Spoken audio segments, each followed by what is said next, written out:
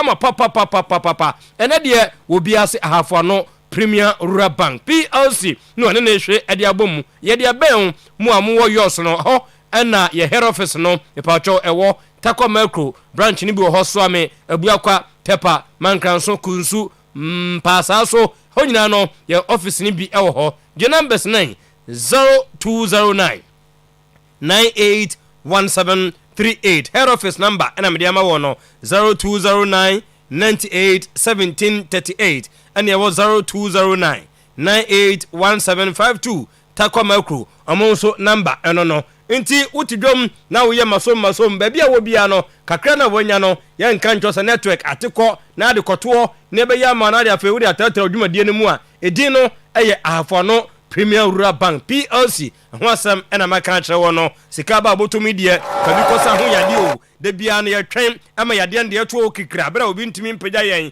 sha ase bo nka ye won se po chechecheche no gebre na afei kowuram ewo mama Elizabeth ho eye Faith Homeopathic Clinic ahenema kokoben ho eni akrobata nkase bogosu station ho atakrade anaji police station Kofodia Polyclinic Junction enu ni enketenkete eye white yedema wa emfangu munim entafre fagu tachrama so tafre na fei empru stroke nungu fibro diabetes pressure ulcer asthma arthritis ete esuani so a epacho eno so beko ho na fei yeyi tenafuani so na okan ade a wahuni yie awone ma be ma nwo oba no nko atikonya breo na ne nko sanse yesre oba ne pa wo be ma no kwade e bia won hye dan hunu eni ntibomodem na ne oba no nko yebetwa mpane kakra de ama no wo wie ya pa no awone bedu so nkofo ato mama Elizabeth abadin no wo so aka ne ya na afa ne so eni ntia no kwade e munketu akra mese bomodem na fa chronic diseases no eko na enkanka nchama se nei wokoye ma 150 to ba ye onua bi yare patient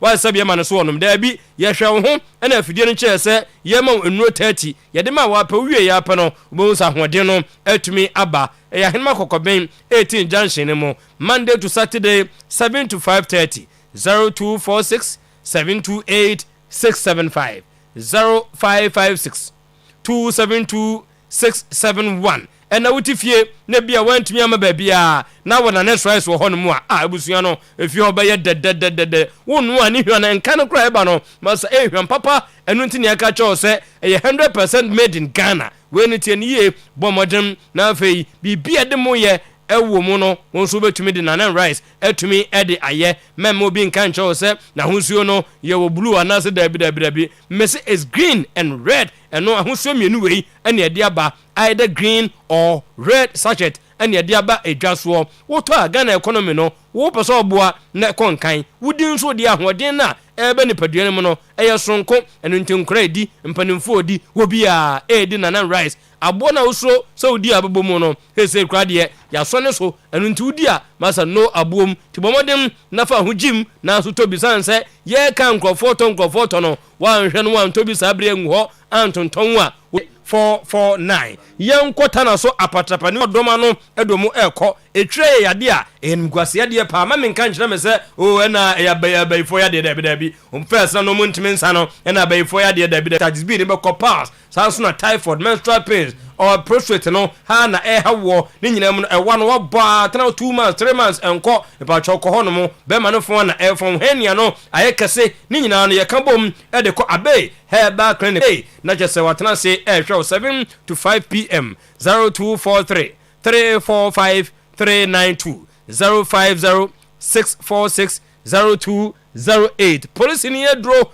Dr. Steven Nyako nyamenya okase wo hwe ne ho ene wo ye na edro no wa ye ne se police ni no ankasa ewura ni oyebeko boss Frank de ma me de antia brefi na de wa film ne ma me odi mfi edu wo twenkono 89 oh we dey ti Frank wa baso be ne ma be ne ma me yi pa na baso 30th echna na wo twe ewo April Santasia April unim All Saint School na chiwa nti ya mo makwa ba o de Santasia kwa so kwa me de me nantin mako nti me mesia wo ba about so nka ya de mo makwa ba Frank ne ura yes o ma bedru o to nka obi anim de ebesi ya na etimi akla Apollo ni nyina ama ho ato bibia ye fine and desire teji wa kwa ba ya jam tutu bibia ye correct there adomo na so oh fine yakodi holiday na ba ene na sunsu na gugu kama yeah ba sa nipa bebre mpio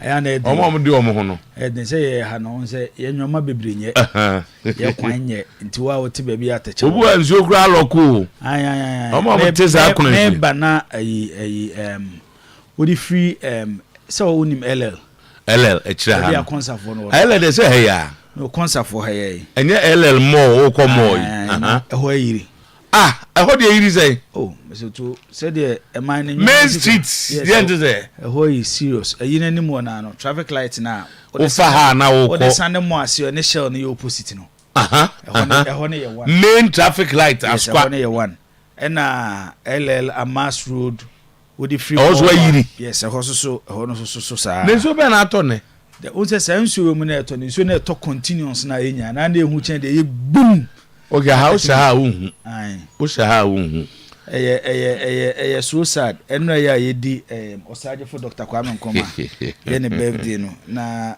to osa nam so mama nkohwe osaje for Dr. Kwame Nkrumah dey di ne birthday baby am tell them you closer to shoe factory I'm to me railway and ugo shoe factory am sheda ko gina o se me hwa de kwa ka se kanena che nim so Rollins be ka se de ekahuru yeah Obaro ze mari kahuru me bo za peshu na meji na mehwe ne nsa na adwuma ne bi then the question I ask myself is say ada ne yema da bia ne yekoyechi enwoma ne bi be create yem oba so ni mari kronja yeso ka kire me simple value system no on say obi abeso yeye ti obi nya position ka unya ade boa ti obi no koduru ho na obeso no na busuafo fa bibia boso no omo fa boso wie na o ma wo yeye a undi medi nachi is on say what is say to go be say politician bo ko landing and saying yes a politician bi bento bi ko we no dabi omo adwuma ya o ma man fans dabi say ye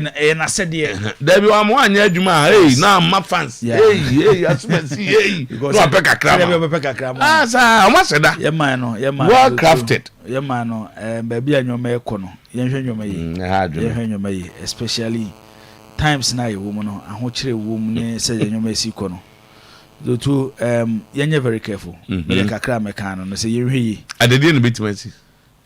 To Tahir Square. A come many brew. About the Tahir Square. A come many brew. It's true. Come a many bread. Boy is not what. Ma will be under a TBBA. Oh, memoir. Once SS for every school, I remember. And Rami whom back could be none and I'm saying to where we all quiet. Or is all quiet no nya brese ma go school awie you school asan oni ba bia ko bi o kan no benya ba bia ko trade bi benya ne ma bi ti ba bia nyo mekeka ko no especially our politicians are money opportunity to lead this country no ye be se monwene Ghana ho na munya se mudwene mobotom kwa na de mo ye happy mo fu se mo de aye adwuma ne se Ghana ne ho kire no na wasori anopa bi na wabebo opunum as a politician ebia wo ye MP mesoto ebia wo ye DC na constituency na Ghana ni asori anopa no de na asema beto anim na fu se wo ye 50 cities 100 Ghana nti wo fu se wo ye adwuma wo ye politician na so wo hold a higher position na that is your mentality wo ye shameful leader so tere me chana say because emo bada enwoma ekoso wo fomo but o de yenkoye sports enwoma ekoso wo fomo Ghana asem de obi atimi kabi the moment awoye Ghana ne no obi atimi kabi nti times na ye womu no Mr. Otuo times na ye womu no may have come to accept say all our political parties are more in existence or more opportunity to rule this country after the throne of Dr. Kwame Nkrumah as the head of state, they have disappointed Ghanaians because they are mungwan. Ozay, politicians, to say on say many other resources are shown. Yes, Enna, you are leading the people. So to the say leadership, Mr. Otuo, people can advise, but nyame only leader kwa. Yeah, you have special qualities. Sana se nipa kura na beto abama wa nyame nsa wom. It is you now beda o man bia no na beda bibia no a. Make sure say your decisions ebe impact the lives of the people that you are leading. So what the mention say. But we are in a system you can't criticize. You can't talk. I don't know why not obi, but nobody stops you from. What I'm saying is, no, o kan wadwene no. You will be oti baby, and o be ebe mo 50 cedis, 100 cedis dey abre no. So what the mention say, and he will decide to attack you. Say ni pa kwa no so to say 50, 100 cedis no. The onwene ne say, the odema won no, it will not be there forever. Your future is not 4 years. Your future is not 8 years. Your future is till there Nyankopon beto ne nsa dia for which wo wunim. But also didn't answer na future number. Edoto. And this all that zero no be am 50. Yeti hey. 50 to survivor. Yeti hey. Ye na no. Ene do moja eto ho. Ye nara ya assassin. Yes, to fight. Ansa na ye gina ba bia ye gina. You might have opportunity. Ebia wo de nye tuo na ade bekura akwakokontokwa. Ba bia no wano. Ba obetimi de wano. Enura na me amanfo yi demonstration yakofa yi sha. Uya no am ya ba be ya de. I be sports na. Demonstration yakofa nsem abai. What I was saying to myself is I have come to let's accept say. And then who say afi de yi fui celebrities fui we all see me free Canada me ba o, me free USA me ba o, me free here me ba o. Social media na man can you aboa hey na say dey use about it has its negatives accepted e won negative but a lot of positives. Okay, I'm obi ehun dey cause obi ati so what the mention say and access to information are easier. Yeah, we are talking about to a year. It's almost like half of the world population is almost social media so and no passing information. It doesn't take 5 minutes. Papa no be or Saudi Arabia nyabi Uganda Tanzania wan it will be anim de ekoso asase so. But ni nyina mo no what I'm saying is say our leaders should not take us for granted.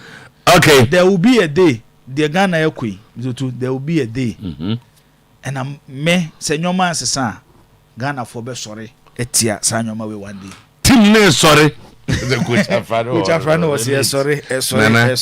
And Champions League over kick carbon ni Europa ni anya you cry na mekum but Saturday no Wednesday no na me hwe Manchester match no de chem so be bisa na Manchester supporters o mo be twa hia wo ho hey Manchester mzoto a toxic club o hey onim say the Manchester fans of Motoa time I will na born the fan nsem no mani agbo ji adenta see you David Dia na better post oh Basen support two teams hu support the club and the decisions hu we be criticize it but no you don't know my born fan Motoa the pressure on so kakra one of the bad days our office pressure on so kakra yes I think I accepted it and I want say how the Manchester United family they receive no and to say Oko Inter to say Oko Ajax also Oko Inter Milan no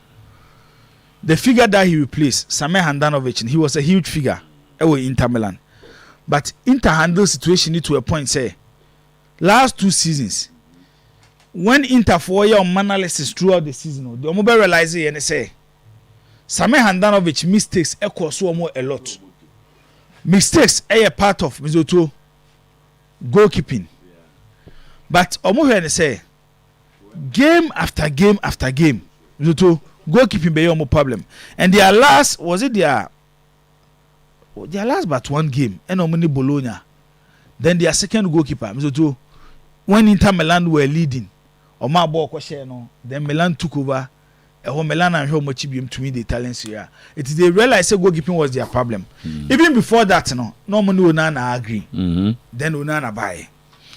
Obia o share Inter team last season biano. Oka omo top 4 performance. But omo Onana no. Onana ne that's. Born the buy. Born ya no repeat. Obia one rebi no. Now by what Manchester United for some so West Ham last they gave examples of games other United fans mistake other United fans and now on the program no my provide video be am born again key games big games David Dia mistakes to cost Manchester United so what the mention I say but one So United supporters be full say he saved the club well, and Omami full say they keep. But they say a chum. And Ayoni. When we know what Saturday, by the way, Enda Herrera and Obejina post one of the years on sort of yes, Abo born. To the born again Kodechi. Now the time I Enda Herrera call no she. I'm not so catches on so ne ba. No so. Also ne ba beche no. So e ba meche no. Where they bribe have straight obey break to defend it. Winning game go. No me Crystal Palace. Morino coach. David Yeni. Toto e. But the omo Manchester enyo keepers. And I don't imagine why should I have so. Na keepers we what is different from we. And we quite with the Spanish national team. Okay, we back say nunti ne pamo no se bra no. So what I'm trying to say is say my use David here to say another year that person he was doing something. Said oh yeah na enya man ko here no bi na so be. No, but to say adan ya pamo. Say so pass no so nko. Oh eko. Oh, ibo. Opa, oh. We dey share video ya we Mizoto. Aside yeah bobo abano so I want me nchi no. The number of times David here Emma pass or them opponents. But the pass into buy nko hwe. No, what I'm trying Manchester versus Brighton. Brighton keeper nim bo pass chain bebre. Occasion be so ndimi pass dey to buy. But I want say currently the confidence of the club Manchester United team they were form. Onim say in the history of the club since 1978 this year and Manchester club na equal the record they see 78 so about 3 consecutive games I conceded 3 goals. Arsenal, Brighton, Bayern Munich. And yes, something common with Manchester United as a club. Some of the match na see. Eti Mizoto yes. Onana conceded a lot of goals. But I think it's more of a team problem than an individual. Anyway. But what makes him say a strong character and say for him to go and tell the coach I want to go out to talk. And put the defeat on me. No, Mizoto, the mentality. The mentality. You say the omunya mentality. Omunya so onche born. But say who free difficulties ma. Mizoto who free difficulties ma. You need such players. I no mo ben nanti abom. Say the be am free difficulties ma. On say in every institution Mizoto sometimes you need such characters who. Enye ni pe nyina na te asase so a when omuye mistake omuti ba bonte because adewe je magia to me and then just baby o anya oju o anya ntu na aye no but on say Mizoto maba be kan me na Manchester United lose here. Okay, the bashing that he will receive psychologically it may affect him. When you are not tough only strong mentality how do you even recover?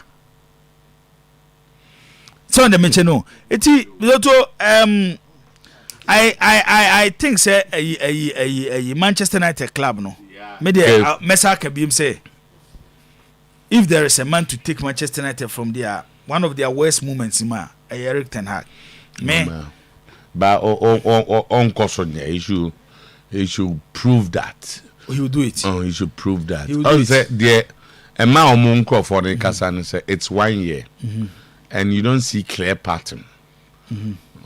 They say almost every position of the club what touch it.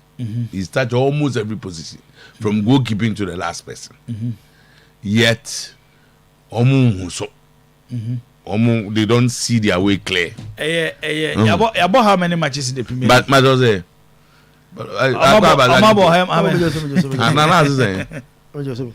fine. Now we can't say man can be facha me as my okay now you take out if I say what take it out of the injury factor. Injury? Yes. Because also last week no can say since about United he has never only opportunity to pick his best 11 there.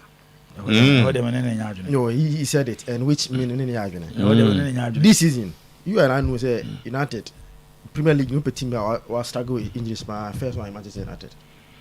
I disagree. Which team comes? Which team comes? Arsenal. Arsenal. Why? Just one player, panel. One player. Timber. Who else? Partey. Again. One. Jesus is playing. He has never. Now, more player be number balls. Jesus. No, if you say he usually play one number balls, he say Who had Manchester apart from Luke Shaw? Who is not playing? Varane is not playing. Luke Shaw is playing. Luke Shaw. Oh, Master Taraman, don't sit. Taraman is not playing. Don't do that. As something like yenye fair and objective. Why are you mentioning Taraman? Okay, Luke Shaw. Oh, can Luke Shaw as I can Taraman? I don't know. Nobody said to you. Something Luke Shaw are fine. Luke Shaw, Taraman, he doesn't start your games. And I said the injury there. I feel last year, because it's been drawn 2 matches. The informal count. The key players, you Luke Shaw. You can talk about Varane. Who else? Mount is not playing. Hey, there was a Mount. There was a Mount. Mount is a he's a starter. He's a Mount. He's a starter. He's not playing. Man can injury as him. Injury. You can't take away the injury. But somebody go spends all his money on a player during team, but first game, 1-2 game party off. Our main striker has not played. And now we have United. Kevin De Bruyne is not playing for Manchester City. City, they have injuries. Certainly all their defenders were not there. You can say, money quality backup. That's the problem. You can say, problem with the backups. I think the issue is backup. Unya full players and I be a problem there, which I don't, because this excuse last year, when United had Champions League qualification. Last year we complained. And as had your team Bobo, we say injuries here come. Ona ben me mame news Arsenal. Arsenal started season without Zichenko. Arsenal started season without Gabriel Jesus because during the preseason. And he's aware. He knows it. Zichenko, Gabriel Jesus, omo so instrumental to the Arteta system. And their influence because the Arsenal achieved in the last season. Changing the mentality of the team. Yeah, sister players, not doing. Say by players, never who say. Maybe your friend Martin Odegaard, your friend Martinelli, your friend Bukayo Saka. Born in the minimum. But he passed through difficulties to achieve something. And that was the reason why Arteta was so keen to bring Zichenko and Gabriel Jesus because Club fans Manchester City and they a club a guaranteed resource a winning trophies. It will a player now you're within that setup now you develop your mentality of winning trophies. And Arsenal offers our players in the buy. Inti Anya here can Arsenal play second. Say mobile Wednesday game you can say the last time you played in a Champions League game was 6 years ago. 6 years ago, yeah.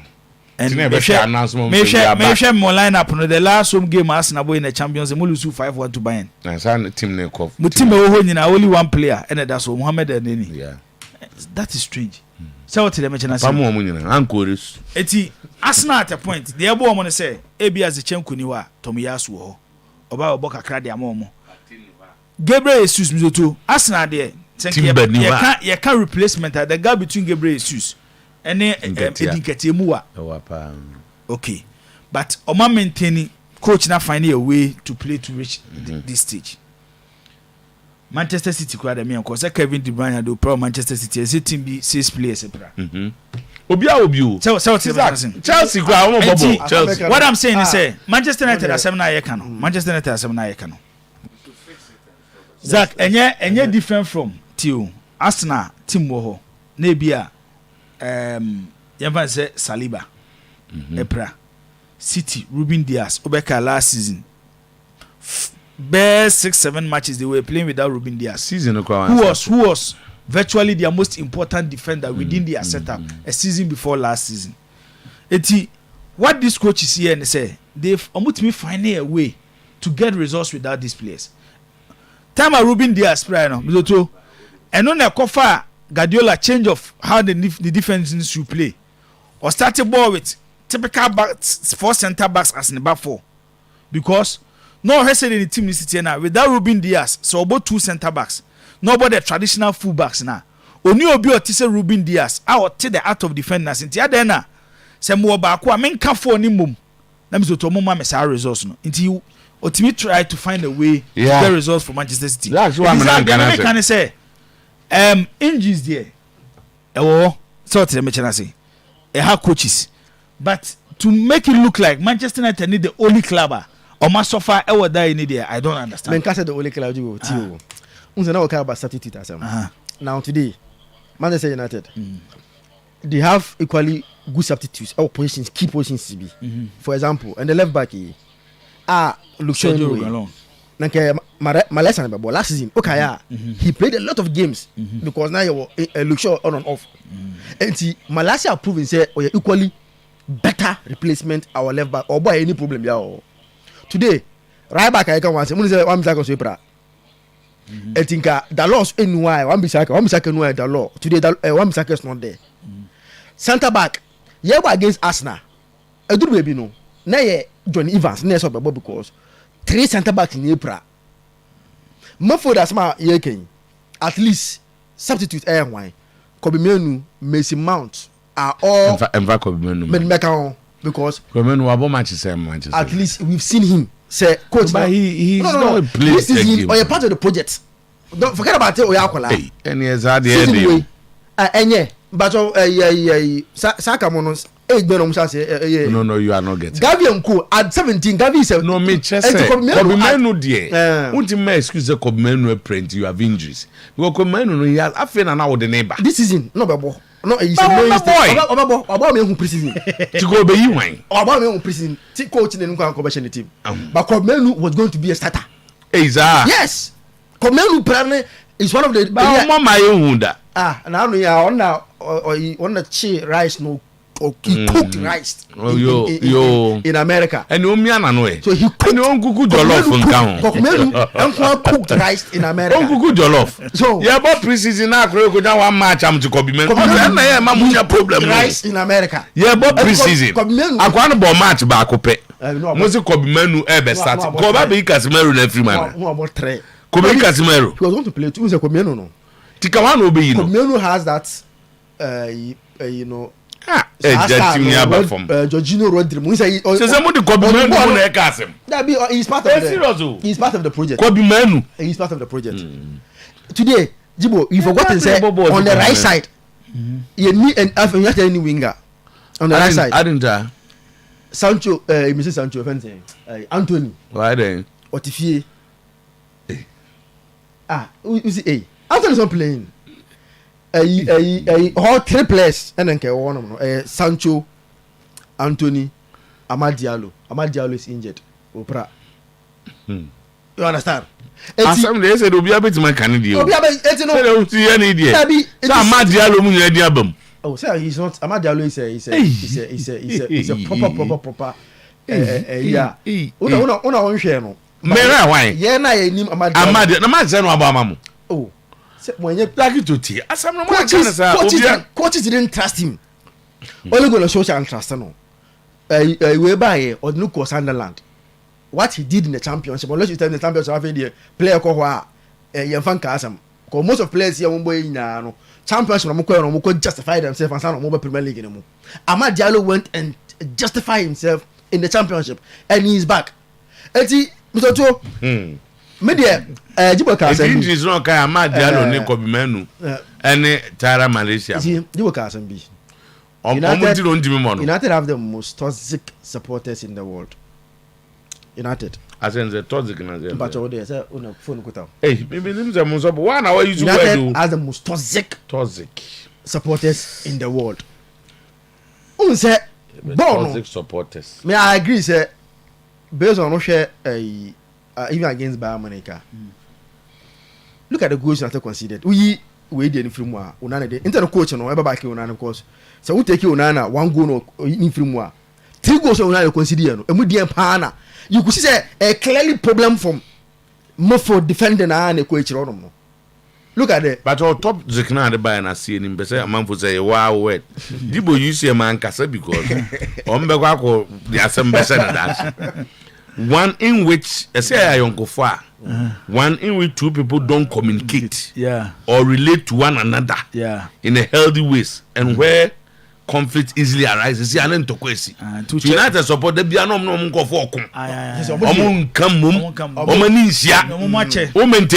yes. Okay. Now I'm the best shows. I think I can. Now him say. Now say United bomb match. Ronaldo support the Sometymer Otuo-Acheampong. Even Omuto Kesepa Omuniva go back. Ferdinand. Ronaldo number 4 no there. Me kwa refi anope. Ronaldo number 4 no. Omo to ano bompaye. Say United bin siro munya asem. But he's touching the anointed. One of the worst the manager has touched the anointed. One of the worst journalism job me hu so bi ye since ye be ye adwuma ma me fa picture yi ma bona. Na unim say unim ade o ma ye. Zakito. Ayi ko training enra mu keeper yi. The key to form no. The key to form no. So musu Nana rules continue. Oh so omo no there. Only have to top form ah. But omo fan say you are confused. Oh yeah, they are confused. Oh ampa say omo no say bia why they out of form now? Oh now you keep grana na jazz. Obi ka ki out form. Egrana na top form. O bi eka, Dabi no mi eka o. Dabi eka na ni ma. O yem be ki na bi eka o. Doctor Hagre the key be eka na ka papa be the key no quick. O kwa na key, o na key no. Ajifu them that boy. Key go na ball e ko say. Really. I think it's not a one. Mu di bi ni go ibro dey people. I don't remember. Now all of a sudden the same United supporters are making us think here there. No oyo kun. You see last season. Yanji FA Cup because of David here. Tawkai. FA Cup final yani Man City. United lost the FA Cup because of the year. 2 goals are Gundogan share no. Second one put an air time cry. Again, Sevilla. Okay, yani Sevilla. In the Europa League, we lost the quarter final because of David here. Oh no, go to the almost we've seen West moments. Okay, but now the more there, you scored 3 in money. We've seen West moments. Which is a good sign. And the problem is our only problem is that we need you can't like you can't about how bad I normally or Alliance Arena no. A game I'm to say better than no pay can you can 9-3, 10-3, 10-5 cry now. Well, I'm doing a chances well. Tina Matuoma number no 4-5 no. I'm doing a chance. The number of chances and the Bayern Munich their decision making over the final part of the pitch no very bad, and I think to compete at the top, especially standard na City for na setting no, so we'll spend a little over 100 million so they to Hurricane who say he will guarantee you Champions League a top team too early season no and share down baby idea, but I think Bayern happy on game. I think I may as a reason why this season the gap between them and other teams in the Bundesliga na close no. It doesn't look like a team say more factors be Bayern is a traditional club. So the majority it's do the pusher. Bayern more we on betting never so. Hey Arsenal so some boy na say Manchester as Martin Fiachi. Oh, say they have no Arsenal wanted to make a statement. This is where we belong. Manchester Europe and they are there you go alone. We are there, and I think PSV said the Arsenal see approach game no. Any Sevilla boy you be say PSV Sevilla no more. Zach team no ebia omuye yo say omuye team no. I say nipa bia no what be situation bi. I dis obi am team no nya we. Ho akere na che na bia wonya 10 Ghana cedi ache ebia be 10 years. So can na 10 Ghana cedi on fa nya hwi o. Bonya bi ache. Onya bi ache ebia ko be 10 years. So wonya sa 10 Ghana cedi ni bi ma. How he feels. Sometimes Aquano so by 2 clean sheets. Yes. Oh, sir. When there's a justification to drop Ramsdale. No, but what justify? No, but one thing. No, what now what by and say? You should what they call human right. Oba and say human right. What they call there? How they me no one. Aquanimbo when there's only injustice at the highest level, not to chew a bone. I know that injustice at the highest level. You say you remember we must do your management. Yeah. Your board. Okay. If the board is not functioning well, and for only a Juma management be emfa. If the management is not functioning well, and for only a Juma mama work from the be emfa. Manchester United as a football club, a more structural problem compared to Arsenal. So what did I say? Last time I me young Milan fan because I make a chance say, it's not like the current Milan team now Stefano Pioli won. After the exit of Berlusconi, some players when they had the best of my Milan GCU. Because they would offer my memo example. Milan could offer Jeremy Menez from the French league. Menez boy no bonenye di Olivier Giroud ne Rafael Omujina Homoyeye. Jeremy Menez was a better talent than Rafael Leao. But the reason why the structure of the club from top no So there was issues. It's in our mass and crown. But you don't see how to say over the current Arsenal team a peaceful environment. Manchester's old players, no matter team be over Ghana, how many old players. They feel that they still have a say in the club. I was what about we are using Kako. Look at Arsenal. Look at Arsenal. And Arsenal money legends. Arsenal legends. Invisibles. But how many times do you see Arsenal legends trying to say even decisions of the club? Club of Ben was as any legends. To sort the merchant. But Manchester United legends, if you say, even while some other boy we no magic. The club is about them. The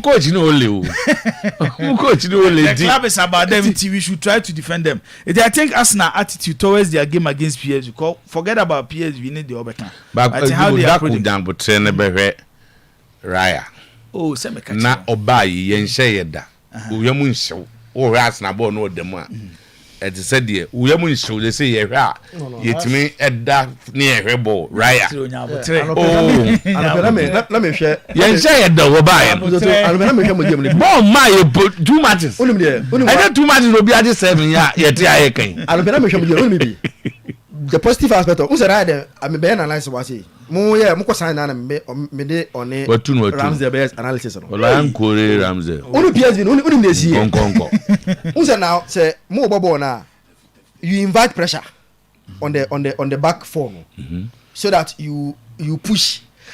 Only PSG who the importance of habit has now for now. You know, PSV we saw the importance of habit. Now with Raya, when they invite the pressure, so you be telling that let's put press pressure them. On them. When they are pressing them, because Raya has the ability to pass and only mo press up ma bo anu abobo locate FNZ and have it. Onya have it Arsenal are on the move. The crew woman say and the keepers they have become the upa team bia. Adeba kwa say you want to open. So on Chelsea. Una does it better. Chelsea so mo pen. January. Ramsey on man ko Ramsey. Immediately. O share man you ne ba def. Una na sa de dey. I we do abet them 2 matches no go. Clean sheet oba en share that. Raya buy. You about 2 matches. Obi at the 7. In those 2 matches, Obi at the 7. What do you want to watch what's animal? Obi and you know, what's the name question say? Onana can't sample for him. Onana the asem na ba we there. So it means that the problem is with the goalkeepers said about 4 person can. When your team is not good, no matter goalkeeper never be show. United in good. Anyway. Anyway, when your team is not it's a VW.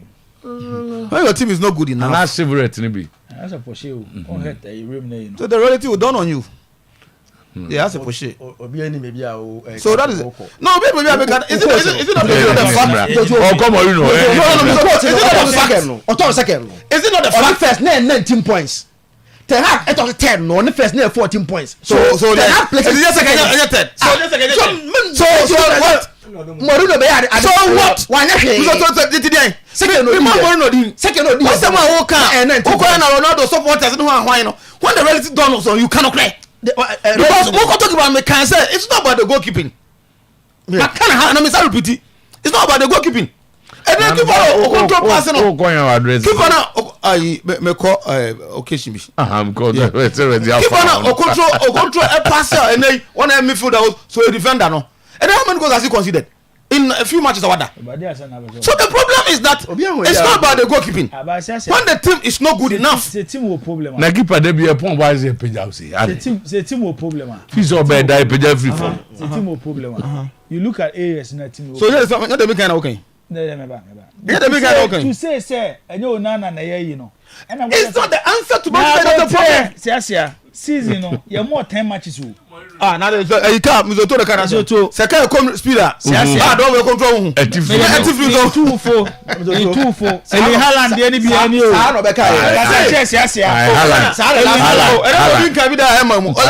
I never said on good player. Last season I said last season was Ten Hag on team information you could be. Me say we are about champions. Me say Ten Hag Tehab Thomas was just at the Morino. Let's say Tehab has not done anything. The Morino being a man, Nana Sian. So the American say Tehab. I've never doubted him, but they say he's not done any extraordinary thing on Manchester United, and that has been my stance. He's a crack. What I say? For the time being, 100 million. Was when this Cassie coach be in this the time of woman. But yet, that's what Rose are not coming. And we're telling Morino. Morino come back 5 years ago. What's somebody talking about? A West team. What took part in that team somebody won. Or the second with that team. Guardiola first season. What the second with that team? Guardiola first season. Obey England ni Joe Hart. Eko fa Claudio Bravo. Almost say Premier League is not like the Spanish League. Premier League is not German Bundesliga. 5 years, Guardiola, the number of times he has won the Premier League and the Farmers League be no change Premier League. Do you see them talking? Oh, Guardiola, we are my team crowd went me.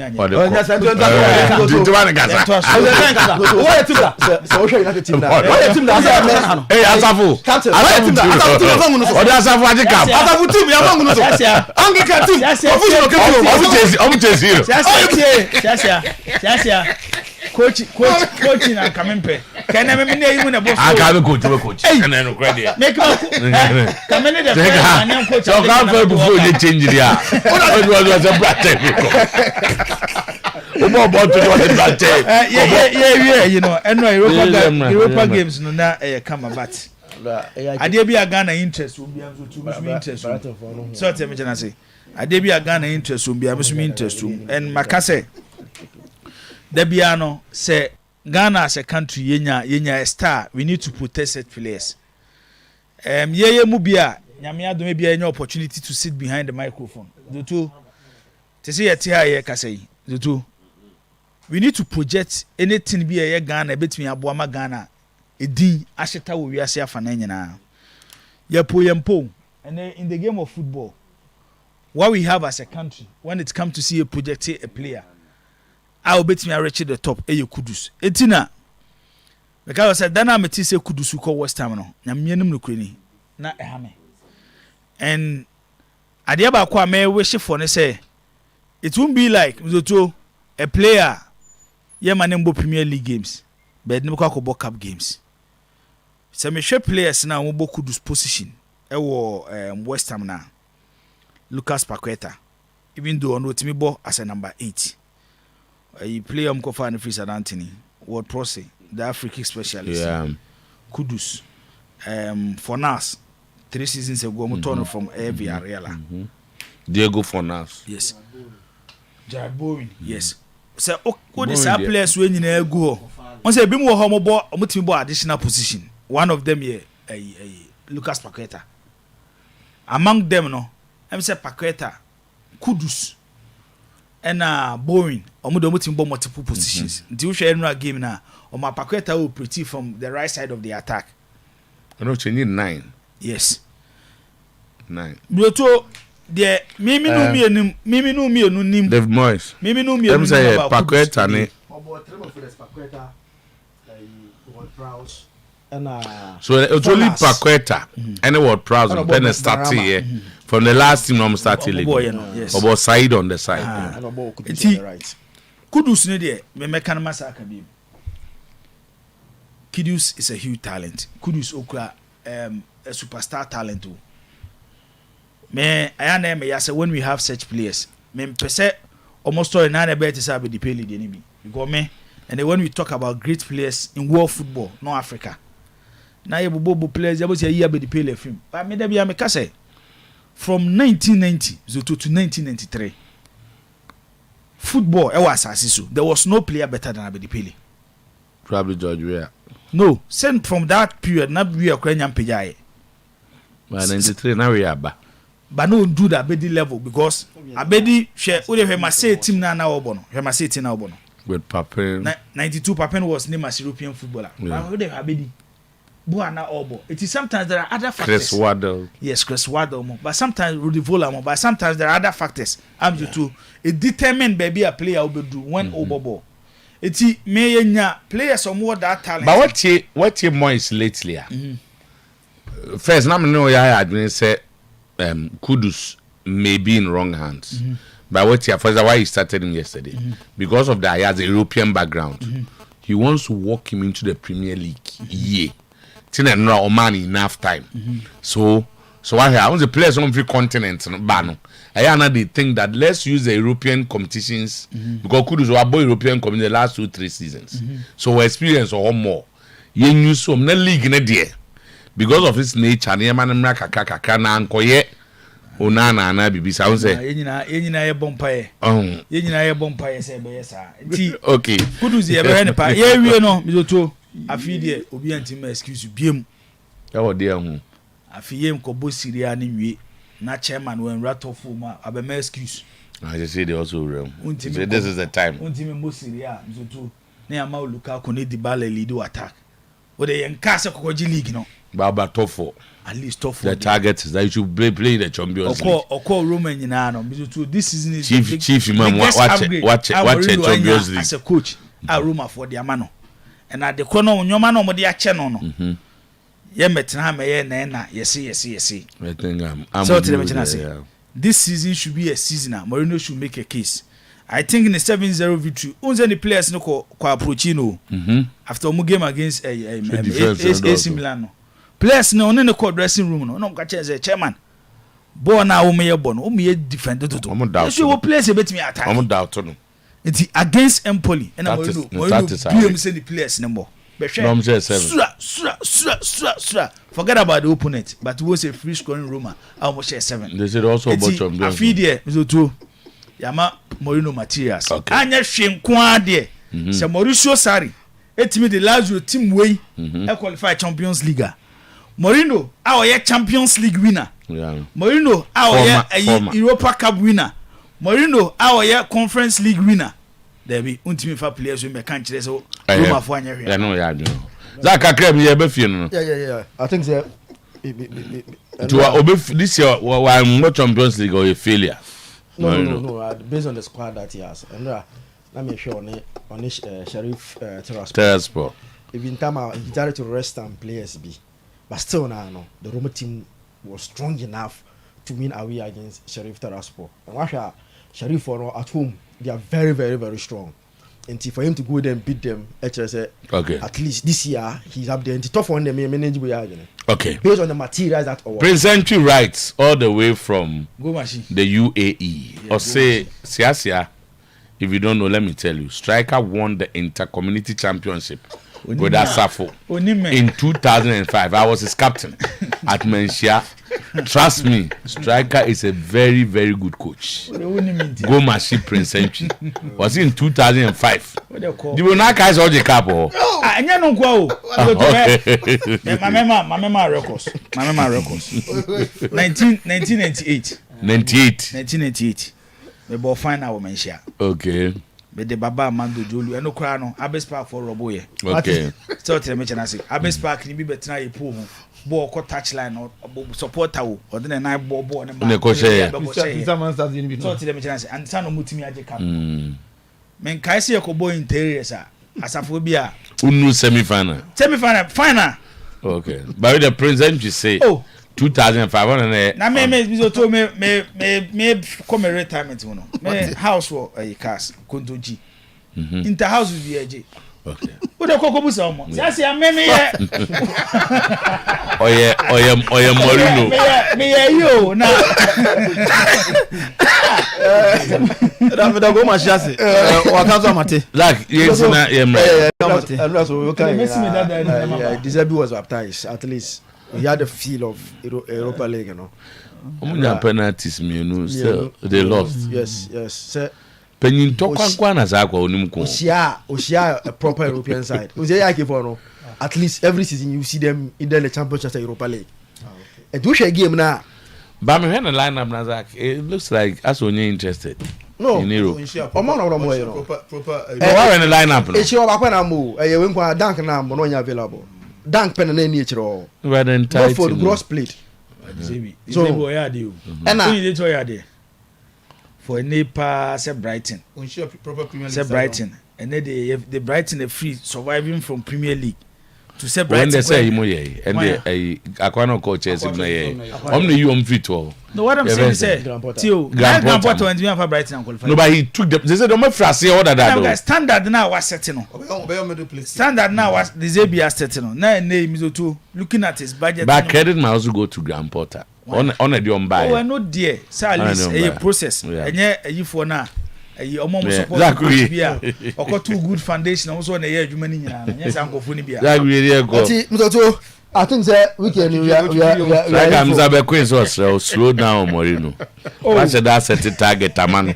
Said every year, I'm going. Zabe Queen of Busum Juraban. One thing made a mission and said, ABC Manchester United. Some players, the Hag must sack them quickly. Again. Yes, it's all Palmer 110. Who is it? What are they? I can't teach him for so what should be? No be Pep did it at Man City. You have complete at Liverpool. Uba, all players now. Omofize, Omobona, Omoyebi. Say be no one. They tried. They no man started. Say man you learn. Seven of them. Almost started be 7 on the dressing room. No, those players now. The goalkeeper. Omoyebi mbono. 2 and 3 no one. The center back mostly on one. Beran. Okay, Lisandro. Who confuse one of the Casemiro by. Mason Mount yes we pray on one. Who call her on a day Brazil Anthony by. One a day striker by. One a team in eye on one. That's why I'm making it. You can't dressing room. And yet the 11 players that dressing room bay. Omom teje ni mpa mo mabro mo bi no. This image on the screen is Otuo. We are McTominay. Number 1, first one no. A ball ya passamano o space. And the ball no kwache Upamecano. First video that was number 1. And captain Olusegun ni. And Upamecano at the echo second image. Here baby referee ntina and here McTominay na edi Upamecano channel. Now look at the third image. Upamecano na ball mutano no. Hwe be a ball no kona ona ekọ. Hwe referee nimpo no referee mpo to make say McTominay. Referee mpo is as run better than McTominay. No no share own goals one so ompa mo man. You understand? Eti ade Martinez you share ho. So wosha ade esi United for a very long time and get it for now causes a problem you know. The moment United players no because I remember how Mourinho is saki na Pogba can we dressing room. Omunya kase anomaya ni apam coach no. Now I think say for they have to get total control. Because I dey work ethical, we sure United games there going na Bayern Munich asema yake nyina him so the difference between United and Bayern Munich na some players refusing to run. Refusing to commit themselves. The more Akika says, no matter the coach is not in control. The more you see those things, no matter the who is coaching the football club. They are for authority over their club. No, he has. Someone we is home Bobby. Who's United no? Adeba to control it. Deal for the Glazers to give you total control. Hey, I do. No, yeah. Mourinho say more kind na mo keke bi. No, oh, one day Ole. Who's the Ole interview no? I want to say a man kwai. Ole Amobie where the United is a Glazers man ko fonti ase no. Who the players that Ole said he wanted to buy? So who listen no? One. Caicedo. Exactly. Yes, Hoyland. Hoyland at first at 80 million. Hoyland no friend. Obekana Haaland. Haaland. Exactly. Yes. Tamana no. No, on the training at Molde, Norway before he left to Austria. No Okofano at 8 million. Almost there be onye United material. Oya Klawe dey one uncle.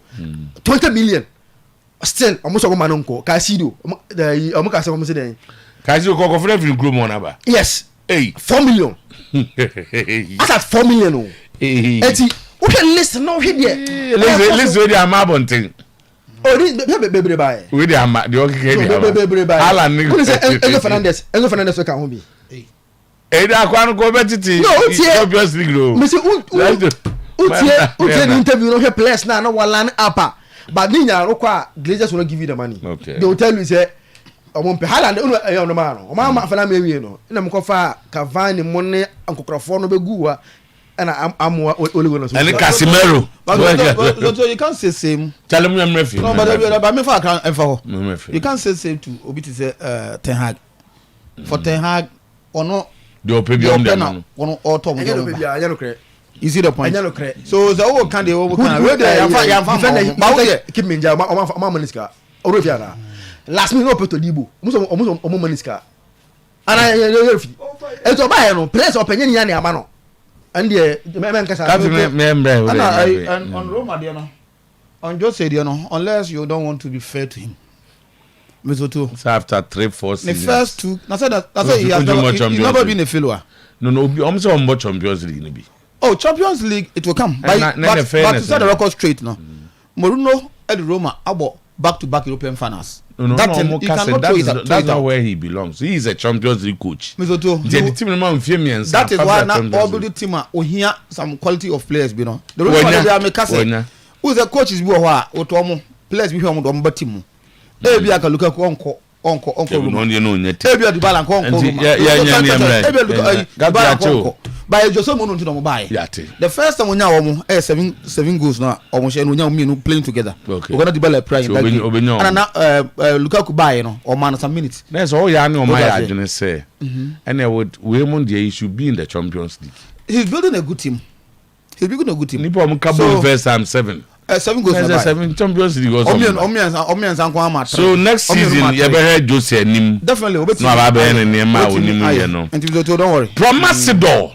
Ghana Limited the carbell buy any de keke wenne omo boy en kai so I am Vital Rich Milk na Vital Rich Milk no enu dru nya agro ewomu so wenya okoko bi we dey see wenya Tom Brown bi wenya coffee bi tea bi bomodia se o de Vital Milk besom Vital Rich Milk papa enu dru ni na bi ho afis omo sa kai se ne so ye stew and now you enquire my own feel hunger. Now I'm say hunger my aduane yet the papa fe and kodano omanya 6 months econom.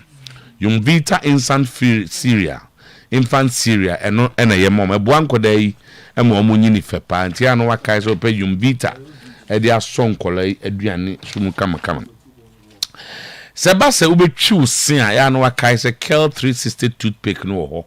Na Kel 360 toothpick no papa Food and Drugs Authority adia tum se no yemfa ntwi yese na emausin fita kama Cal 362 piece na yema nkoda yema mpanyimfo na unya bia watum sampa osian fita mane mahyehyɛ nipa sim nyina fiu manta ne manyina putete wo gam no kama Cal 362 piece nduko dwaso na wo pe toothpaste papa no akai se Samara Pharmacy, Samara Company Limited. Omo de saso buy no. The Cal 360 swaba. Ojaso baby abinya be fresh Samara 40246 864798. Cal 362 pit happy smile. Pink Techniques and a war Pink Grocers Techniques. A war Kumasi Acheampong. Ye hwe anim se siasia be fa ho na odi pastries any pizza and niema ediaba ama manfo anya bi omo organize 3-day intensive training na wo mo se omo kire se dey see pizza any cake spring roll samosa ni nyina ye be kire wo ho na forms ni 100 cedis training no be 2000 Ghana wow na what is it 2 okay ya mam ye figure ni na okay o come ma ba bia da na 2000 o ma free lunch and accommodation e do certificate amount Kumasi Acheampong the opposite by na say park your number is 0533719964 0533719964 afi Oson's chemist and the Oson's gripe mixture yaba eno de no kura nim na me anim ni enkwala omsusu basabasa se omo yafu na yo omo ya se frama na agijiro omo yam omo didi na tata omo buo ntimi digest ye ana se ne se ana ne boba a osusu no so ne Oson's gripe mixture bi ma akoda ya ene wawie no ane se woko no ma na di KV vitamin C and zinc orange flavor adiaba immune supporter Yeah, near Bomodia PB, nutritional food supplement. That from the Mefat tab and oral suspension bar, and also malaria. They are not the pano. So na Mefat tab and oral suspension. Also Oceans Mefat tablet no, and oral suspension. But my malaria na ko. Baby, I turn Rubia unya binimum. So pursue to another free 0302 245 334 near Oceans. I won't cry 0302 245 334 and answer Kumasi 03220 22496 03220 Afi my main come for Knox Hotel and from Mouse Knox Hotel there.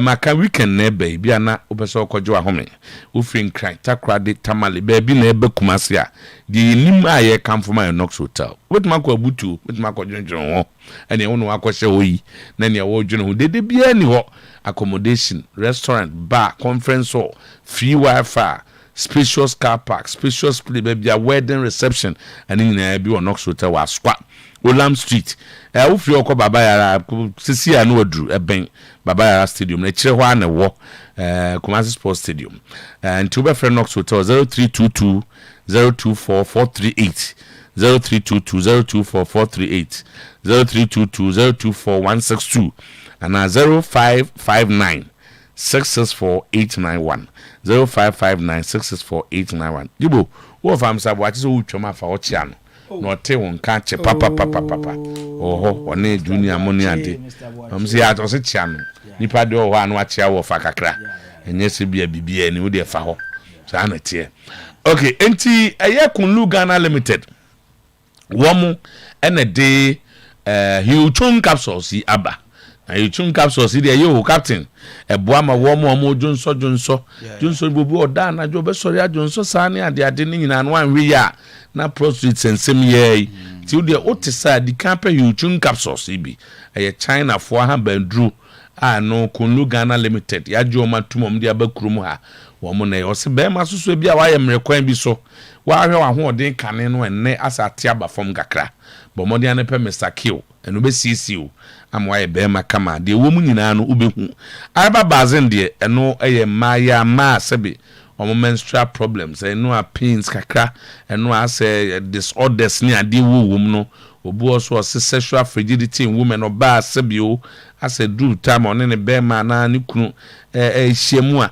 na so ye be ohun sa lack of orgasm ne ma no massa de etie bebra osunya ababazi enu ano no patro manhia ayemu boa no traffic light o ho na Kunlu aso ye no wo na so be frɛ wo mo 0244 275 429 0244 275 429 baby eto andru bia so ubenya bi afei ye bedi nkomo ofie no mamenka o second Ata International School and school for ya makwan na otwemienu kra ma na omu abie school na omu kɔ so wa bofra a wo pese wotimi kɔ school suade kama na se wani di school papa ho dia wo dia akɔre be kɔ Ken Ata International School na Ken Ata International Sabonsu du fia mponsa bonsu fa na manko atia ene ye na wo da firi ni papa na anu aye da achi himen amanko atia so be display pa ne mo duru ba bi no se de enhye ntie no ne wo se bi kofie na amanko atia ne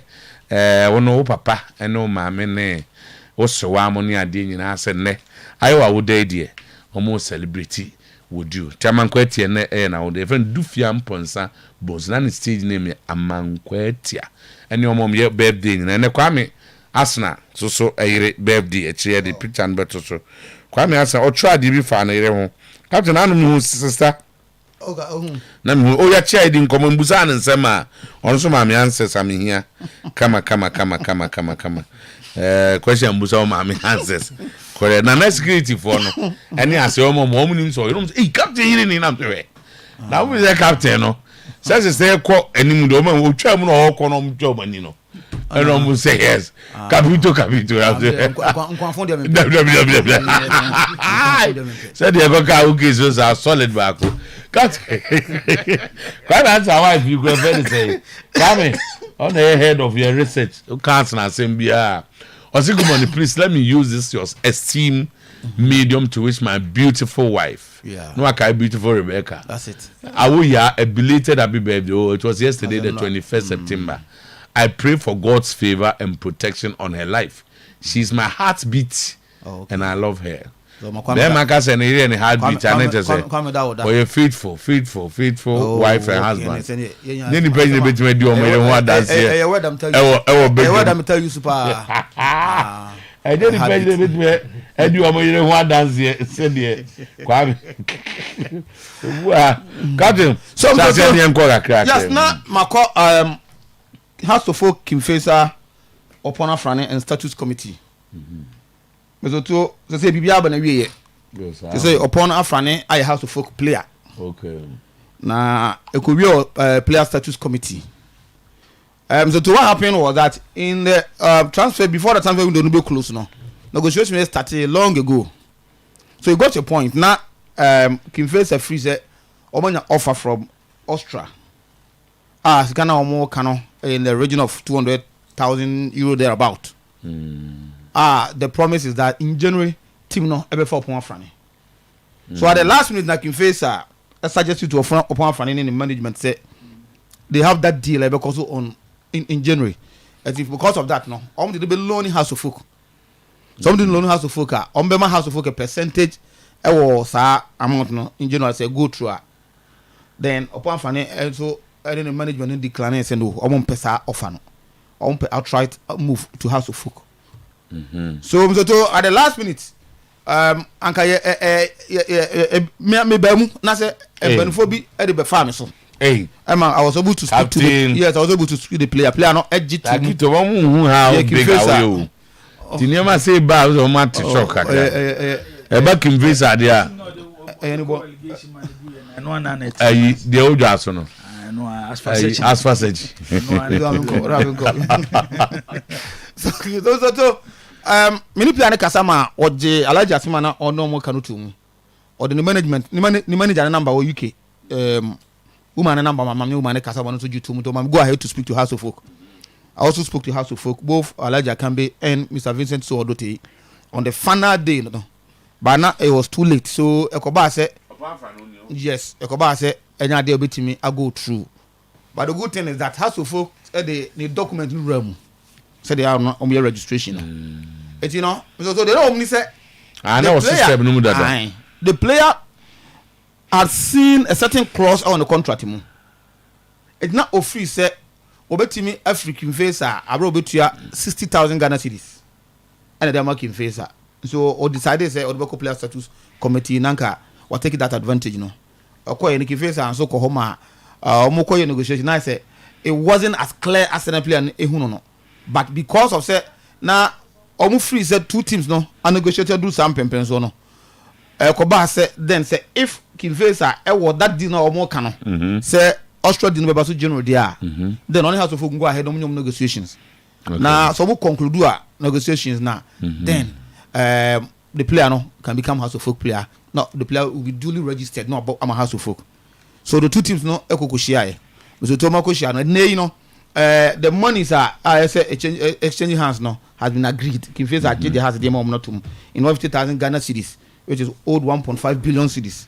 Then the onward transfer no ebe 70-30 to House of Folk. Say deal na Kimfesa akano 70 to us 30 to Kimfesa. No, 70 to Kimfesa 30 to us. Say deal na Kimfesa akano. Kimfesa can say oh say deal no. If that deal no ebam in January they are 70% will go to Kimfesa. Not House of Folk after 30%. So Kimfesa negotiated well. Yes. No, now there's a poor negotiation on the side. No, my mean sure they mean say. Now I have my player. He has a deal in January. It's a signed, done, delivered. Yes. Okay. Make me the mama alone. January no or give me 150,000 cedis. Okay, what is 30%? Scanning saying deal near saying. Deal no. Alaji catch him around 200,000 euros. Okay, so you get 60,000 euros, which is more than how much you have paid. Yeah. So now as a son in January the Kimfesa then not deal for House of Folk but in January as an initiative. That the initiative has been 70 comes to Kimfesa. After January no say deal now mama future transfer be 70-30 for House of Folk. So House of benefits is about 75. So that's the dealer. 750,000. Yes. Deduction in Bremer, you get about 70,000 in 3-4 months. That's it. Me will best have a ball amount for that period. Yes. You know. So if indeed a 200,000, yeah, that's not a bad one for Hearts. So like you think that almost years, but if you are desperate, you need a defender. Yeah, because you may do this. The Player Status Committee agreed with Kiveza. Said, "Send me $200,000. I won't go and send me player for 150,000 Ghana cedis." You know, say if say the Oma Kano Yampa, Yampa dia. So agreement no. But any other deal, especially initiated by Hearts, will get 70. Okay. Kiveza get 30. Yeah. And that is what the two parties are. I don't think the player will do medicals this weekend by Monday, Tuesday, when you're House of Folk. No, it is so we say or Ghana League ni bi and then say registration and player no cover House of Folk the right things and the negotiation because as the registration no when you're able to we are there can be to follow. No, so that's and as also House of Folk game ni bi the reason why House of Folk want upon Fran, say they say yes, the centre back they will need a centre back. Upon Fran is an established one. He's played for the national teams. He's a very good defender. And was to me as a holding midfielder. He feels actually no more a position House of Folk. No, as a holder. Some striker quite often. No, but as a holder. So in these two positions be are now very effective. I think lower divisions to be second divisions 3. So he might be young. Oh, he's a young player. He's a very young player, and that is why you know now. So BBR also try. I'm two teams no. I am BBR because okay. That's I think no me hear Asante Kotoko. The injury situations in Asante Kotoko no, at the beginning of the season no, it's not something that good to hear. Me show game no against Heart of Lions. The second half, I think the agency about game no, I liked it. Heart of Lions gave them a good match. Yes, a typical Kotoko supporter won't enter over tears. Yes, I don't know Kotoko Heart of Lions. Can't you them interrupt rudely, but me. You was all Kai Obi in Obi London. Yeah, so Obi am a Kuntao. Oh, okay, yeah. Obi TNT Sports Center or Central London. Yeah. Okay. Now, so all the guys, the colleagues from TNT Sports Center. And Obi should already na we have more time. Or say Brighton Chris Houghton from Chris Houghton brought them to the Premier League. Yeah. And Sana. So thank you very much. Okay, also now BT Sports has changed the name. Okay, BT Sport na TNT Sports. Okay. BT will be for cheap for brofo church from sama ye kan. Okay. Na omo ntia brofo. Okay, the last time Manchester United go Asia, he was on the same flight. There be Obi is a big boy. Oh, you know. But I'm going to review and say. Oh me no Obi chatting but what's what can you wrong because Obi first do you know me chat say na so aba form and review e be na tight e dem be na wo ye na say obey Obi to start aba na now I'm you don't go no me free obi no graduates maybe oji you so and I'm a typical Kotoko supporter and Jin Tumuze Aden Lions especially of Division 1 aba na oni Kotoko fly high everybody Kumasi but watching that game na me can say coach in Fatah did a good work. They were very disciplined. They made sure say they make Kotoko work and to say if Kotoko can use that into our next game I'm so too everyone bit must start up pick up but their next game is against I read Go Stars.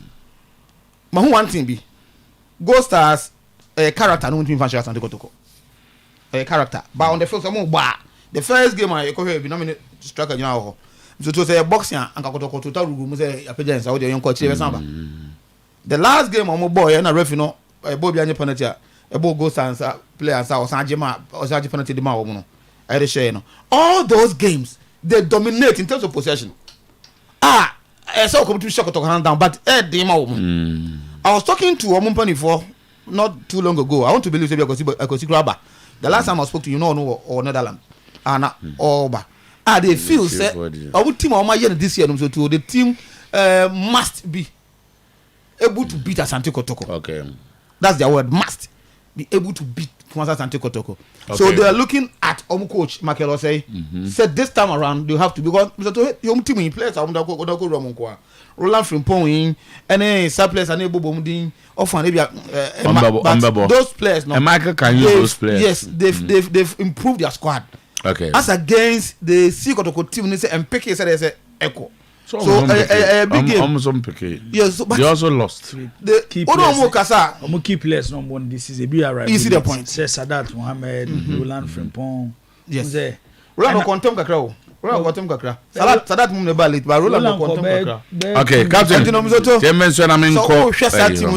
That game no will be a big game. That's why me want to say Kotoko with about 5 key players.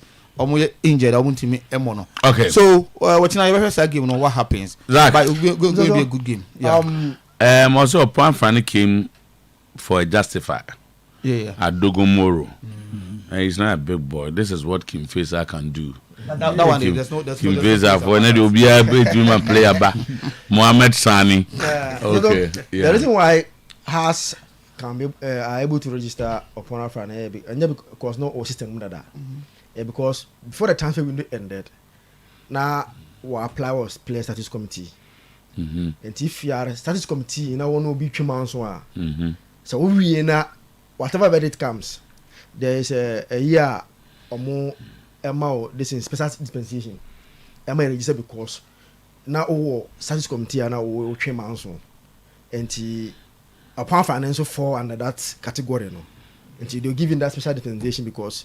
Not one man said because now or issue with the club and almost status committee. But when I say you have to be there before the time window end. Ghana. So the same situation. You remember being registered. They okay, yeah, the crew, yeah. The will be the same situation. That is the issue. So we are not consistent. That is our problem. And you know, and I'm a house in your client to register a boy. But out here, who's initially no. I think that Game Face one believes say general deal no available. And tell me boy Nkoloon which has agreed. But boy and any manager no most of them tell us Nkoloon no.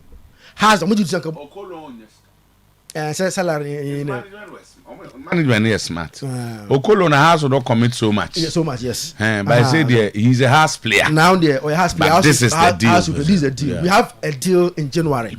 And the man say soon ya boy no Kifese no kwena 2% Kifese chase kai no 70 to Kifese 32,000 folk. But etwem nso a etwem a they will revert back to the same 70-30 opposite in opposite way has 70 Kifese 30 na omomo I think say no bonbo we peace has be when you initially no problem with but manager and any boy any posture how and of course umpe especially when you have about 2 year contract with Kifese. Who's the boys no ana do you want to na dey no call settle so say or that clause bia e betimi amana PSK bia make Kifese no work out free akọ na say na status and they say what is in your contract you negotiate with Kifese so Kifese for ntia no better say no you didn't and yes akwa na dey tie na a process bia and sign do that you know. All those quick process. You can just walk and go. Alaji Guza. Okay, and I'm so much. Alaji only you know. You don't can say. Later on, I say, "I was say, you come Alaji." I think this is good for the boy. You know, my friend, I can be so on phone. I'm gonna didn't come on. I can be no problem. If this is the case, there, or my job to my everything. You know, I had multiple players in the phone. You should be very careful. Like the kind of advice I want my boys. You know, what 2 years contract with the team. Now I say, one person watch. I say, they won't me. They won't me. You must be sober for Kifese to at least release you on a very good note. But 2 years there, won't me gaga you. Who's a gaga nebia? I could do 1 year, 8 months. Kona no ya gaga. Be doing same. But 2 years there still and Kifese and the bargaining. You know, I think it's good. Say, what me aka asunjaba obiako. So. Maybe I know China. It be an interesting game. Me share clips kakrebi about baby any money Chelsea game. Then you know, captain, you know, was a lot of changes in that team. That game, Pema Kati didn't start. or started with Sarah started that game and some food has been started here. And one or two say I say they are trying to board. Sadat ni appear among the midfield over do. No, almost team no. They have a over do. Yeah, they have a very strong movement. I didn't kuna nyanza plus we best. We will see a very good game over there. I wasn't so much happy about the Kotoko play, no, especially menim Ansu. Who say the typical doctor Ogum. No. He loves to pass ball from the back. But as time be Ansu ji no person call long ball. Okay ya. Time be Ansu man call long. Call long we Ansu na locate winger. Or they kwache. He is not able to locate them. When say what the component you locate your player fine. But long be an okon odo na kwache. And he na me happy how I'm bird out from the back no. Osha the other guys in the Nuruddin the original athlete is able to pass very well from the back. But Ansu take a long time ya. Again, the midfield no ain't me and dominate. Oh, if you are passing the ball, person pass here. Key area how your midfield play because also time biano obi ekwachi ball no from the center backs no. No control the tempo of the game. And that the about Sheriff Jamina and this old player Adu Sadakadu. They were no omen me. Anye that kind of a man coach person omoye no enti wo hwe ya do be Lions no moment ball no mfimfi wona no me more comfortable in the midfield than Kotoko ebia injured because in a normal Oguna we know Kalamte fitter he will be in that team in number for Bobobi enti time na oye changes at the baba ya mo ba mu no or this is a mobile game no we saw Kotoko now holding the ball better in the midfield enti coach no menim first game early days because preseason no oman a very good one and the area o match as say no Sata me be 3 games there unya no like you don't get it on a good note like this and the uba changes no I changes but what I saw and they say someone yes very young very tricky but as a stage you know that kind of players you know umu ebono like you integrate them small. But I say all of the time no person born no ejina so mo no so. Eti he struggle kakra but going forward no say he say baby no say any there. Unya baba ya na mo league no ma bo ache no mo nim they understands the league. Baba ya will not be intimidated with baby any ko no akwa. At least say from last season what we've seen you know I was a coach in here 1 or 2 changes. Thank you. He wants to be in the game in baby. That's it. You too. We dey kakra bi na ba ibisu kakra. Em say no na Joe say na no pa. Na social media therefore ya ba ya. Ene na mo aye hwe bia na hu say Asante Kotoko. Em say omo Twitter no mo Facebook page. Born again dey better so na be bo ama ma asem na America no mo hwe na etimi hu ni yi. Happy birthday, Samuel Kwame Ankuma, senior physiotherapist. Ni wishing happy birthday. Na oshe you know modi ashana na tare na ashana na. Minim di o control Asante Kotoko social media no, but in any serious institution, ni po yes ade we da na yeso de na dwuma to. Oye den. Jesi na ashana ni area for Jesi. And the way area for brand or the THB na babeto. Aye. Yes. There be a area for Atari. And way area for logo ne bumuno. No the THB ababeto. Arahosa misone say. Oko from na zutu. And Pabwana share opinion no. Esa area for Pabwa. Ede na eka institution bia omani abribia na nipo yes ade we na yeso lusu na djuma you have a brand to promote THB na we ni nyina no so nya bibia na akofa ba o de akofa ba na se sisi competition bia ba Asante Kotoko eno na di problem ni nyina eba no na me kasa ade we na no pay THB as a brand to they are not at the level of area. THB, omo level nye area brew THB so. nti sɛ woyɛ nipa dasani na wote hɔ wadwene function very well mesoto you don't even compare THB to area yes sir you create pressure for the club say okay say THB buy me better ha kan say me blame IMC ni bebre especially because of time and we are na yet no mesoto obi kura degree obi kura master's degree obi abo PhD obi kura first class na what ye adwumam head position kese na de okura PhD tifie yet asase a so a mesoto your lens can create opportunity for you than certificate I hold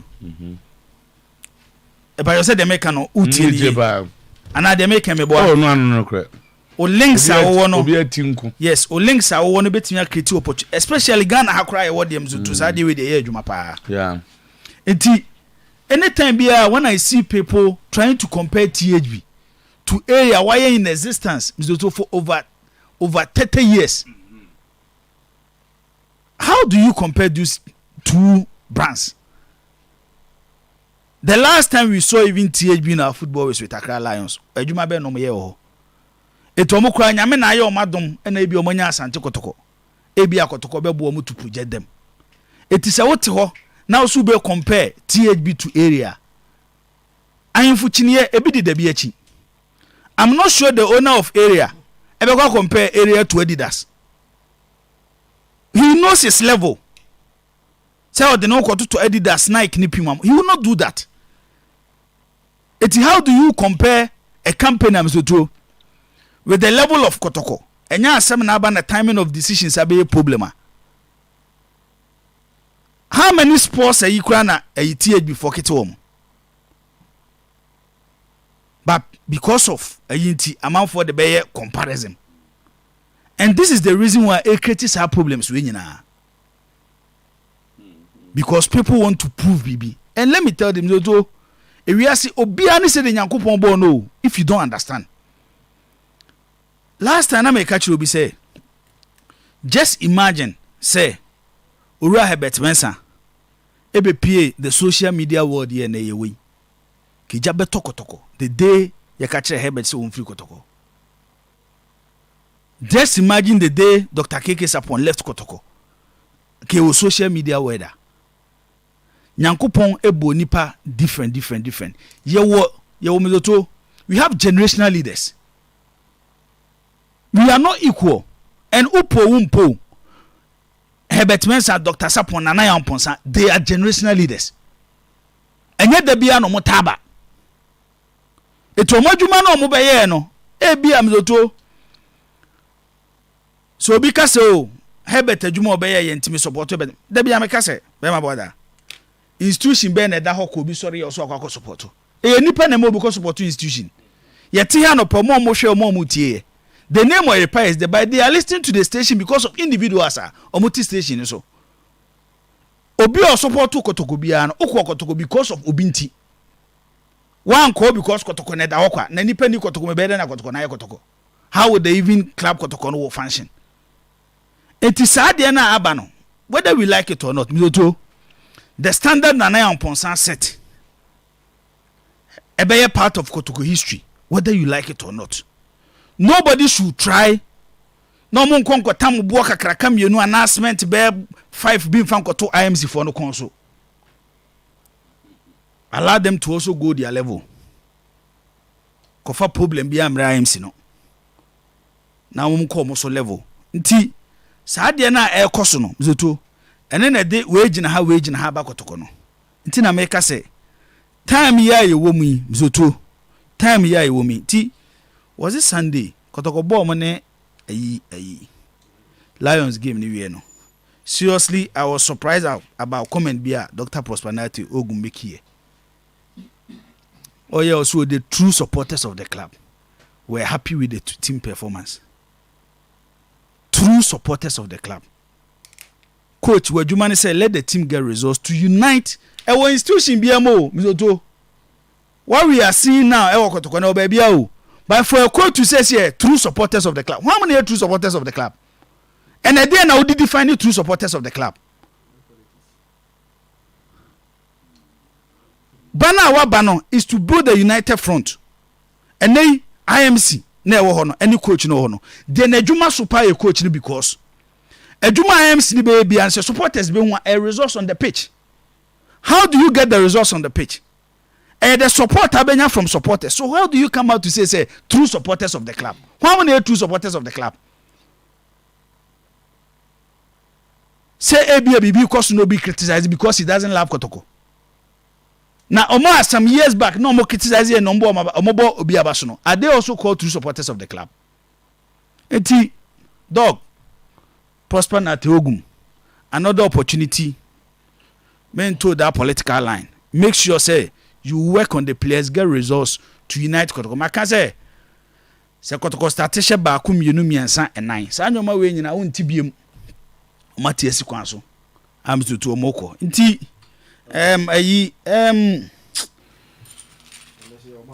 One match. Nya machina. Enya machina okota ma sunyane ekofa asemba yi. Enya noa. Enya noa. Ozei. Enya no bofo na ewo. Bizoto opon afane asem na pese mekabi. Na now they all say a good business. Yeah. Yes, sir. But time in it. I would always do this business. Me come aside pa which I think say abanisa and ye be fanisa. Ye unhwe nyi. And they all over the world. Big clubs are big clubs. You don't find your way against big clubs. I want to bet you your bay. Because you exist because of them. You mu omunsem. You mu omunsem. Big clubs now mo wi asem to untimi mu ne nsem da. Asem na aba house of food ko mo ntia hye da. Ka be fa wo pon afane. E dey documents na show say boy no contract January. The more reason why I should do the deal. The boy also has a contract. No, the more reason is so if I doubt it, okay, the open man because I don't even believe you. They are paying the 150. So 150 normally are tonne. Let me tell you something. And I think that's standard. Let me tell you something. Even by January, the platform has a full the Bemanono. Don't forget he's a national team player. So when it changes, has take 70%. Debbie, club and the Kwana Kimfeza no more negotiating. No. Kimfeza as a club and the large cruiser I know. The boy in the Kobo has none more than one Kosura. Not club ni one because their competitors will come. Competitors baby eyes for us. No, when the competitors come now, club now you can say it will push them to add more. If they add more, has get more. Because stage now you can 17. Stage now you can 17. And you has a folk. And they say, my boy no the opportunity to play because if I understood you see the constant factor is that maybe I be toward there. So I deal with the be so people. Also okay. For us to move on, because we here defender. The particular one now will see will be so open. Says any partner about with what you have shown me. Go ahead with it. But any other change, na reciprocity, then the 70 becomes mine. And from my angle, I'm saying, so it's only one club and only one deal. Any other deal apart from that one has get 70%. What I'm saying is say there is no an agreement between Kim Pfizer and a club, no, a verbal agreement. Okay. So what it means is that then 70 if it's not there, it's not there. When I make a say, the platform has a focus is going to give. A bit me increase the boy in the value, even with negotiation now Kim Pfizer and a club now, you know. A bit me the value in a show. No, you see, the constant factor there I'm not looking is a certain 200,000. And no they also a one. Say change the deal necessary is another thing. It is a 500,000. The same club now you also take your 30%. Now to play October na January you could 100,000. Jesus Christ. Event saying player with 250,000 could 1 million. Is it a bad deal? No, but now can be club no. Smaller clubs watching big clubs and now even in Europe. Now you to turn Kasi Dominic decline rice. And I make a say they say the baby at Chelsea for Nabano. That's where baby at Chelsea for Nabano. Sana baba. maybe at Hoyland Munya 72 million. And the big clubs are rather suffering. No, so Chelsea and Arsenal they the same level. Same level. But said I asked where top players among go for Anthony 72, Lisandro. And get one boy can say this time. When say baby and your because of time. Opa spend money and get. No, but I think say if the Omuko clauses in the home say 60,000 they need to look at it again. And your time they require some. Okay. Yeah. Thank you very much, boy. That's Mammy Finya Con. The indefatigable head of programs, or a penina program because one. Utimika so no 330 highway. All right. I mean, yeah, see, now my boy be says yeah. Ochna. Either be a highway beba and Sana Nopa. Yeah, the weekend edition of today's sports. From Hot to Obuasi to iniquity of our toes, they say the Wajatum. I say we are a grano. Say and say, okay, we have the Bisoa. A branch and that's Kwame Arsenal, son and Irene Dasono. And I'm my dear red now born again with them on a fatos on the answer and go. Born again and tem red, Red, okay, okay, you know, say, avoid girls who work with charger. They can sleep anywhere. All right, I do.